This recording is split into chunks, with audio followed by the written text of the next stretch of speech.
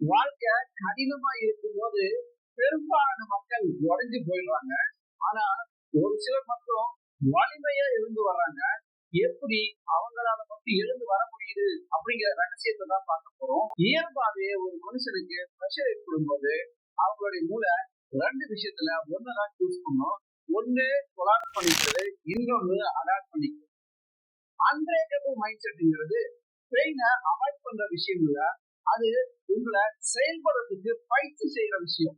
நீங்க ரியாக்ட் பண்றதுக்கு முன்னாடி ஒரு ஆழமான பிரீத் எடுக்கிறது மூலமா உங்க கண்ட்ரோலை திரும்ப கொண்டு வர முடியும். அடுத்ததா நீங்க உங்க முன்னால பாக்குற விஷயத்துல தோல்விய தழுவுல இது ஃபீட்பேக்குக்கான நேரம் அப்படின்னு நினைச்சுக்கீங்க.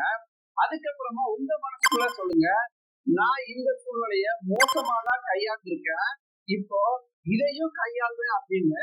நீங்க ரியாக்ஷன் பண்றதை விட ரெசிலியன்ஸை தேர்ந்தெடுக்கிற ஒவ்வொரு முறையும் உங்க நியூரல் பாத்வே ஸ்ட்ராங் ஆகுது. போர் வீரர்கள் இப்படித்தான் உருவாக்கப்படுறாங்க.